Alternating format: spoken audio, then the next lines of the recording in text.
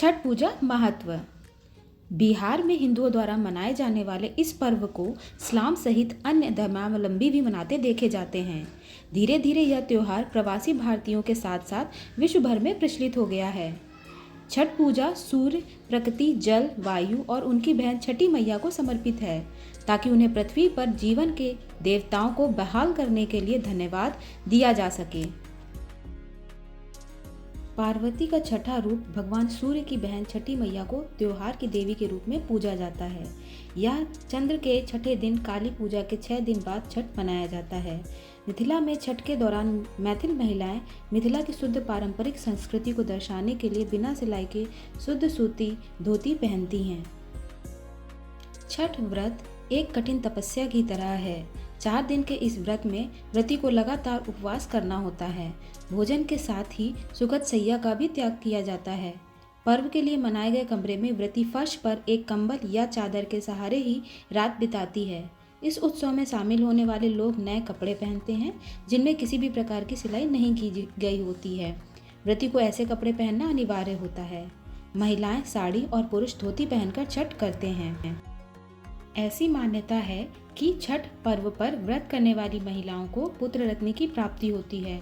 पुत्र की चाहत रखने वाली और पुत्र की कुशलता के लिए सामान्य तौर पर महिलाएं यह व्रत रखती हैं। पुरुष भी पूरी निष्ठा से अपनी मनोवांछित कार्य को सफल होने के लिए व्रत रखते हैं। एक मान्यता के अनुसार छठ पर्व की शुरुआत महाभारत काल में हुई थी। सबसे पहले सूर्यपुत्र कर्ण ने सूर्यदेव की पूजा शुरू की। कर्ण भगवान सूर्य के परम भक्त थे। वह प्रतिदिन घंटों कमर तक पानी में खड़े होकर सूर्यदेव को अर्घ्य देते थे। सूर्यदेव की कृपा से ही वे महान योद्धा बने थे। आज भी छठ में अर्घ्य दान देने की यही पद्धति प्रचलित है। कुछ कथाओं में पांडवों की पत्नी द्रौपदी द्वारा भी सूर्य की पूजा करने का उल्लेख है। वे अपने परिजनों के उत्तम स्वास्थ्य की कामना और लंबे उम्र के लिए नियमित सूर्य पूजा करती थीं। छठ पूजा का सबसे अधिक महत्वपूर्ण पक्ष इसकी सादगी, पवित्रता और लोक पक्ष है। भक्ति और आध्यात्म से परिपूर्ण इस पर्व में बांस निर्मित सूप, टोकरी, मिट्टी के बर्तनों, गन्ने का रस, गुड़, चावल और गेहूं से निर्मित प्रसाद और सुमधुर लोकगीतों से युक्त होकर लोक जीवन को भरपूर मिठास प्रदान करते हैं। शास्त्रों से अलग यह जन सामान्य द्वारा अपनी रीति रिवाजों के रंगों में गढ़ी गई उपासना पद्धति है। इसके केंद्र में वेद, पुराण, धर्म ग्रंथ न होकर किसान व ग्रामीण जीवन है।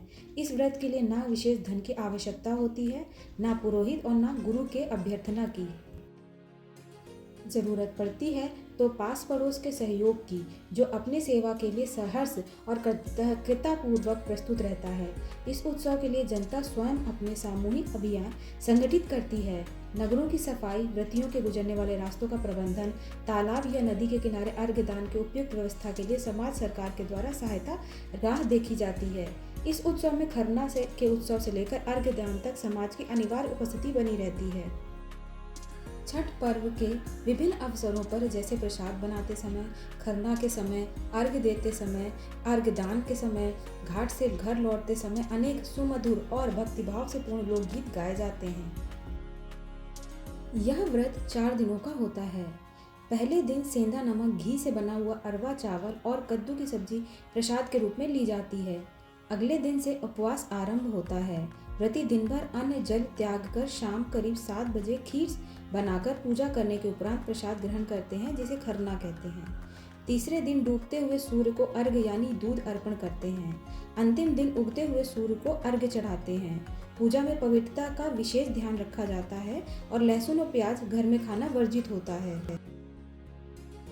पारिवारिक सुख, समृद्धि और मनोवांछित फल प्राप्ति के लिए यह पर्व मनाया जाता है। स्त्री और पुरुष समान रूप से इस पर्व को मनाते हैं।